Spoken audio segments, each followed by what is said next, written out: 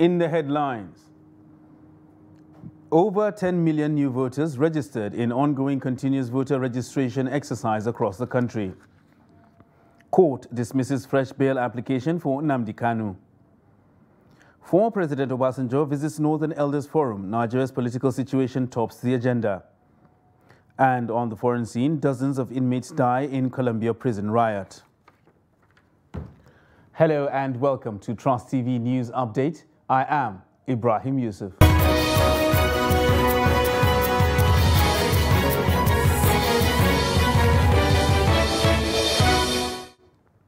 Hello and welcome once again. Over 10 million new voters have registered in the ongoing continuous voters registration exercise across the country. Now, this is according to the update released by the Independent National Electoral Commission, INEC, on Monday. A breakdown of the figure showed that while fresh registrants hit over 10.4 million, completed registration was pegged at 8.63 million. Furthermore, the update showed that the fresh registrants are made up of 4.3 million males and 4.33 million females. Others include persons living with disabilities at 67,171 and youth a little over 6 million. And as part of efforts to encourage smooth democratic processes in countries within the West African region, Special Representative of the United Nations Office for West Africa and the Sahel has visited the headquarters of the Independent National Electoral Commission, INEC, in Abuja. The mission says the visit was to canvass support for Nigeria as she prepares for her general election in 2023 and help ensure a peaceful exercise. Trust TV's Aisha Salihu reports. So as Nigeria has been always the good example, and we are happy to know and to hear that the candidates have been already selected. Les Nations Unies seront toujours à côté du Nigeria pour que cet événement puisse se passer dans les conditions les meilleures. So the UN, the United Nations overall, will be always supportive to Nigeria so that the elections will take place peacefully. Et une fois de plus, nous vous encourageons, nous vous félicitons pour le travail extrêmement important que vous nécessitez de faire pour la réussite de ces élections. So we congratulate you and we support you again for the work being done, and the work will be done in terms of preparing these elections. Chairman of the Independent National Electoral Commission, Mahmoud Yakubu, who received the special representative of UNOWA, appreciated the support offered during the conduct of previous elections and assured of the Commission's commitment towards an increasingly consolidated electoral process. On our invitation and working with the United Nations Office in Nigeria and the United Nations Development Program, the UNDP, we invited a United Nations Needs Assessment Mission ahead of the 2023 general election.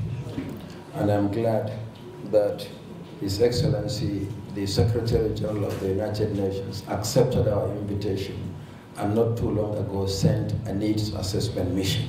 The INEC chairman, who said elections will be conducted based on the provisions of the Electoral Act, also noted that the outcome will be dependent on the choice made by Nigerians. Election is both national and international. We have very good working relationship with our strategic partners and allies in the country. We work very closely with the political parties, with civil society organizations, with media, with the security agencies in the country. But at the same time, we also work closely with our friends in the international community, such as UNOWAS. So whenever you come on this kind of mission, we feel doubly encouraged to continue to do what we need to do for the peace and stability of our sub-region. UNOWA is made up of 15 countries with 84 million registered voters across the sub-region. Aisha Salihu, Trust TV News, Abuja. And a federal high court in Abuja on Tuesday dismissed a fresh application for bail by the detained leader of the indigenous people of Biafra, Nnamdi Kanu. The application was filed pending the determination of the treasonable felony charge leveled against him by the federal government. Kanu, who is currently facing a 7-count charge, had in the application he filed through his team of lawyers led by Ike Ekweremadu, also challenged the revocation of the bail the court had earlier granted to him. He asked the court to set aside the order it made on March 28, 2019, which not only issued a bench warrant for his arrest, but also gave the federal government the nod to try him in absentia. Justice Binta Ijaw, not satisfied with the reason the IPOB leader gave for his failure to appear in court for the continuation of his trial, dismissed his application. The case has been adjourned till November 14th for mention to await the outcome of Kanu's appeal. Meanwhile, former Deputy Senate President Ike Ekweremadu and his wife Beatrice have sued the National Identity Management Commission, NIMC, National Immigration Service, NIS, and others over the controversy surrounding David Ukpo's real age. The duo filed the suit before Justice Inyang Eko, Federal High Court, Abuja, and the Ekweremadus prayed the court for an order directing NIMC to supply them with the certified true copy of the biodata information of David Mwamini Ukpo and the NIS to provide his documents and application form for the purpose of facilitating the criminal investigation. The applicants were arrested and charged before the Uxbridge Magistrate Court in the United Kingdom on the 23rd of June 2022 for offences of conspiracy to facilitate the travel of another person with a view to exploitation, namely organ harvesting. Justice Eko fixed July 1 for hearing of the matter. The chairman, Northern Elders Forum, Professor Ango Abdullahi, said Nigeria's political situation was the major issue that dominated his discussion with former President Olusegun Obasanjo during his visit to Zaria, Kaduna State. Speaking in an interview, the former Vice-Chancellor of Ahmadu Bello University explained that the first thing the former president said was whether the country is heading towards a new leadership that will take it out of the huge challenges bedeviling it, as there are divergent views on whether the nation is on the right track or not. And operatives of the Nigeria Police Force, Imo State Command, under the leadership of CP Muhammad Barde, has successfully apprehended one out of the 2 fleeing members of the notorious gang who killed the All Progressive Congress chieftain Ahmed Gulak in Imo State, southeast Nigeria, on his way to the airport sometime last year. According to the police public relations officer, CSP Michael Abatam, who paraded the suspect alongside others who perpetrated various crimes in the state, his arrest was effected by the anti-kidnapping unit of the command. It will be recalled that the police had killed some members of the said gang and 2 of them escaped during the gun duel on the same day they killed Gulak. He and his group have been the ones terrorizing the state, and he has been on the command's wanted list. Luck ran against him on that 20th when he was picked. When he was picked in the course of interrogation, he confessed being a member of the proscribed peoples of indigenous peoples of Biafra and its armed affiliate. He equally revealed that himself and his gang members were the ones who murdered Dr. Ahmed Gulak.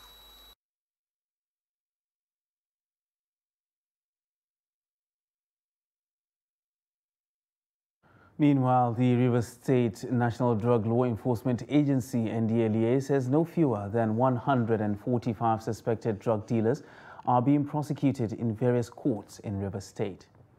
The state commander of NDLEA in Rivers, Dr. Ahmed Mahmouda, made this known at a sensitization campaign to commemorate the 2022 International Day Against Drug Abuse and Illicit Trafficking in Port Harcourt. As part of its campaign in the fight against drug abuse and substance use in the country, the Rivers State Command of the National Drugs Law Enforcement Agency, NDLEA, in collaboration with some civil society organizations and pharmacists, staged a sensitization awareness campaign on the need to end the ugly menace against the youth. Speaking with newsmen, the State Commander of NDLEA in Rivers, Dr. Ahmed Mahmouda, said the level of drug abuse and illicit trafficking in Nigeria had become worrisome and needed concerted efforts by all groups in the society to sensitize the public on the dangers. For the arrest and seizures of drug peddlers and barons, we were able between January to date, that is exactly 6 months now, we were able to arrest successfully about 145 suspects. Mostly we have 26 females and 119 males. Executive Director of Right Minds Leaders Network, John Best, and other stakeholders urge youths in the state to shun illicit drugs because of the negative effect on their health. The 2022 International Day Against Drug Abuse focuses on addressing drug abuse in health and humanitarian crisis. So many things are happening. You hear about wars, you hear about so many things. And so many persons believe that, young people believe that the way out of this crisis is to indulge in drugs, is to take something to cool off and all of that. But we're here to tell them that no, by the time you take this thing, it never helps matters. Leadership Challenge Foundation is here today collaborating with NDLA to engage the minds of the youth and to let them know that there is no good in drug abuse. Drug abuse cannot do any youth any good. We are actually fighting against the illicit use of drugs. That is why we are here.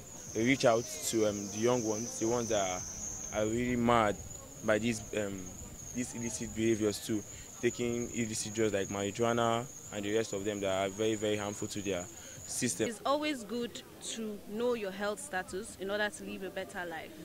So we always say there's no future in drug abuse. So we also endeavor and we tell people to always mind what they put in their body. There are consequences of drug abuse as well. So we have the physical, we have the mental, and we have the social effects. The commander, Ahmed Mahmouda, reaffirmed that the command under his watch has determined to ward off traffickers from the state with the active support of the Rivers State government and some community members. He said drug is behind violence and insecurity that seem to take over Nigeria at the moment, saying citizens must rise up to defend itself by joining the war against drug abuse, which he said knows no age or religion. You're watching Trust TV News Update. And still to come on the news, Kano residents consider camels as alternative. Details of this and more after the break. Do stay with us. As the 2023 elections draw near, remember, evil prospers when good men and women only wish for peace, but never take a step to make peaceful elections happen. Are you a father? Are you a mother? What are you saying to your children as elections approach? Have you warned them not to let themselves be used to cause violence? Have you explained to them what the consequences of electoral violence might be? Do your part to make peaceful elections happen. Talk to your children. Protect them from unscrupulous politicians who want to put them in harm's way, while their own children are comfortable at home, within and outside the country. Let's join hands to make 2023 elections peaceful. This message is from the National Orientation Agency, NOAA.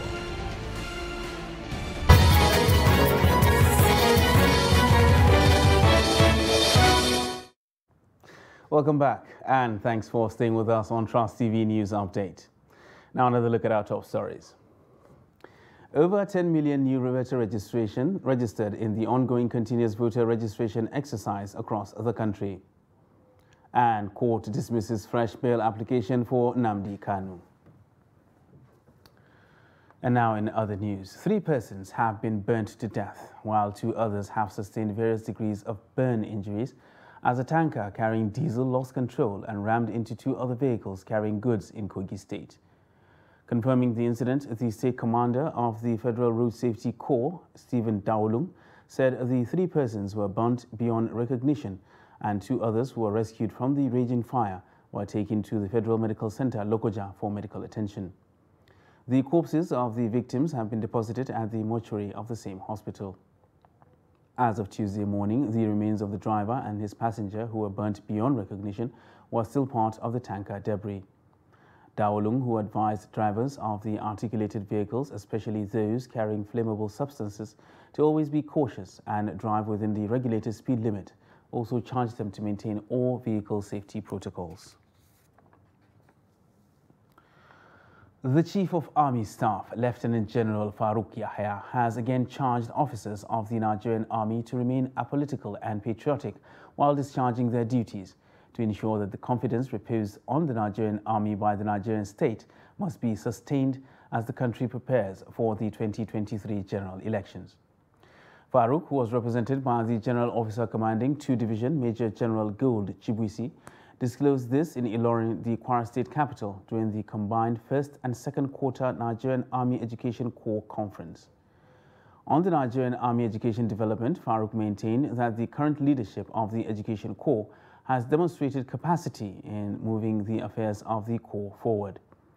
The Commander, Nigeria Army Education Corps, Major General Muhammad Augi, noted that the conference was designed to assess the security challenges facing the country, to map out modalities to ensure that the Nigerian Army, through NAEC, continues to contribute positively to nation building. And remain resolute in discharging her constitutional roles as enshrined in the 1999 Constitution of the Federal Republic of Nigeria. Thus, providing support and aid to civil authority remains a constitutional imperative. The Nigerian Army Education Corps must therefore employ its resources, especially the skills and competencies of its manpower, to conduct non-kinetic operations in pursuit of national security objectives. The establishment of the Education Corps was a deliberate attempt by the NA not only to sustain the literacy programs initiated during the West African Frontier Force, but also facilitate research and development. The development of technologies among armies of the world today have challenged the Nigerian Army towards indigenous initiatives, which can only be achieved through research and development. The 21st Nigeria has therefore saddled the Nigerian Army Education Corps with the more statutory responsibilities beyond its traditional roles. Although the traditional roles cannot be jettisoned, it is high time we as a Corps visibly display our relevance in support of the NA and national development. And following the recent increase in the price of meat across the Federation, people are resorting to buying other animals outside the regular cows and rams. In Nigeria's city of Kano, some residents are now considering camels as an alternative to rams and cows. Trust TV's Idris Jibril has the report.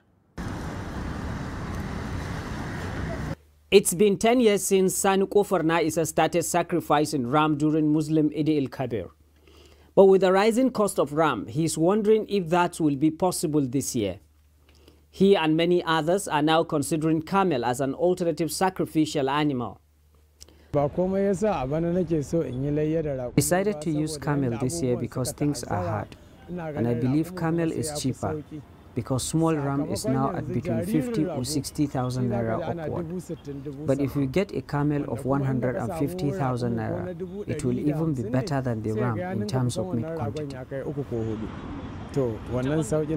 The price of ram and cow in Kano this year has rose to over 60% as against 2021, exceeding at least 100,000 naira per average ram and 400 to 1 million naira per average cow.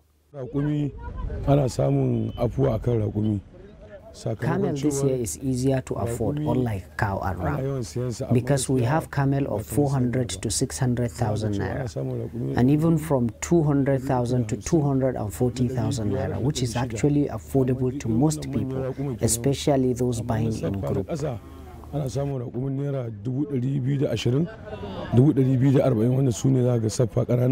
Although camel is rare in Kano, but it's gradually being considered as an alternative to ram and cow, largely because it's cheaper to buy and the meat quantity is much higher than cow. Camel is more affordable than cow. For example, this camel is not more than 400,000 naira. And if you bargain, it can even be lower than that. But if you compare it with a cow of 400,000 naira, it means the camel will be more than a cow of 600,000 naira. So you see, it is cheaper to buy and is actually going to be affordable for most people.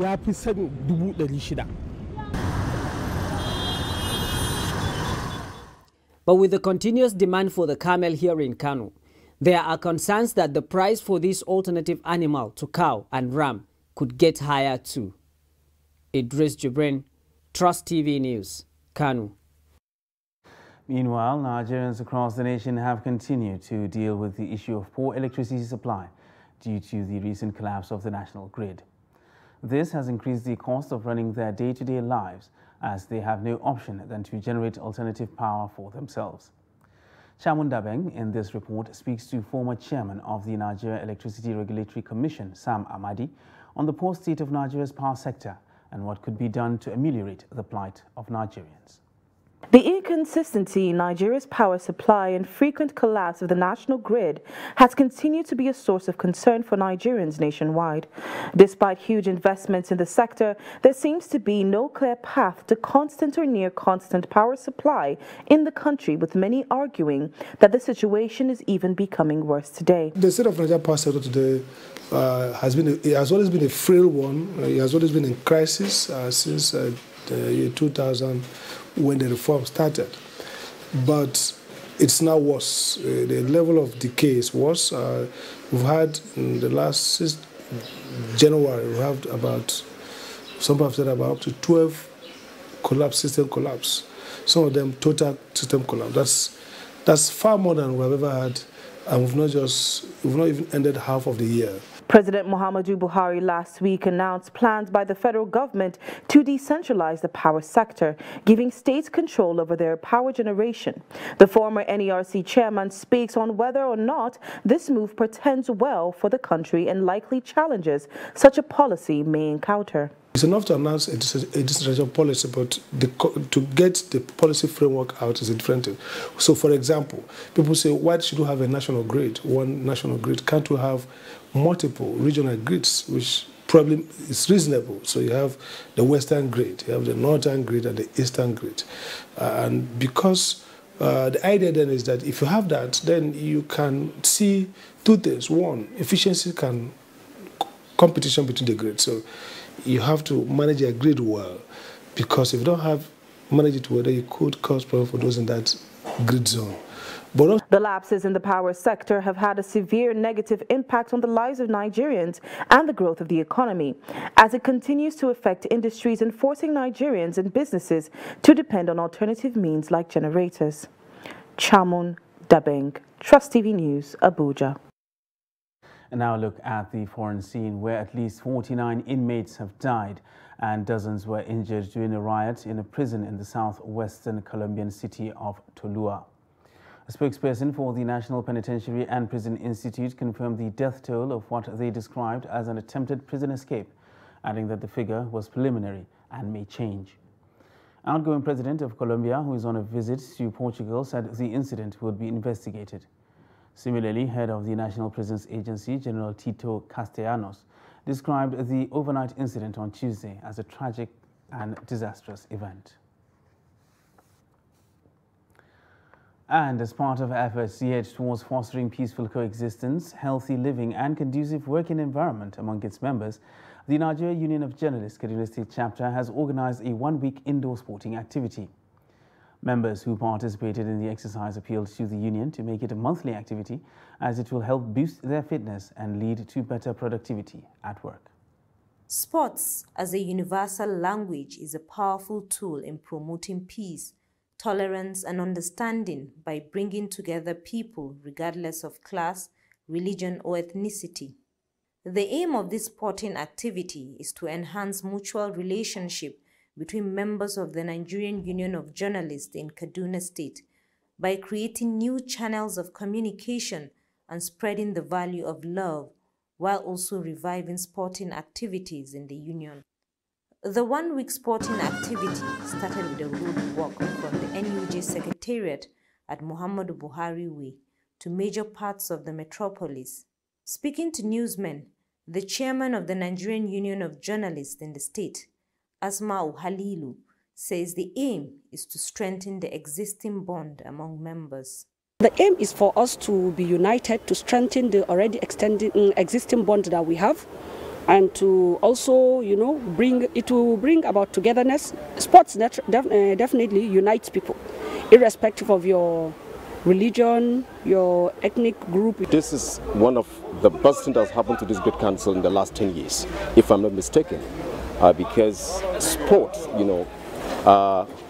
brings about unity of purpose. Members who participated in the sporting event commended the level of unity and coexistence among members of the union. I feel excited. I feel welcoming. If we try doing this monthly, we will have good synergy. We'll be our brothers keepers, and we will have more strength to do so many things. Sport, as they say, is for unity. We have never gathered in this way so early to this very place. But shockingly, even though the notice for organizing this was so brief, short, but I am highly impressed with the turnout of our members. We are all together, we're happy, and it's something that binds us together. The 1 week indoor sports features a variety of sporting activities. And still talking sports, Chelsea have made contact with Manchester City about a move for England forward Raheem Sterling. Sterling, who joined from Liverpool in a £49 million deal in 2015 and has scored 131 goals in 339 games, is a major transfer target for new Blues owner Todd Boehly. It is understood Chelsea are yet to launch a formal bid for the 27-year-old, but one is expected shortly. Sterling has a year left on his contract and is understood to be reviewing his options. Sterling, who has 77 England caps, has never made any secret of his desire to play as much as possible and be a central figure in a team that challenges for major honours. And that wraps up Trust TV News Update for this hour. For more news, you can subscribe and follow us across all our social media platforms. I am Ibrahim Yusuf. Thanks for watching.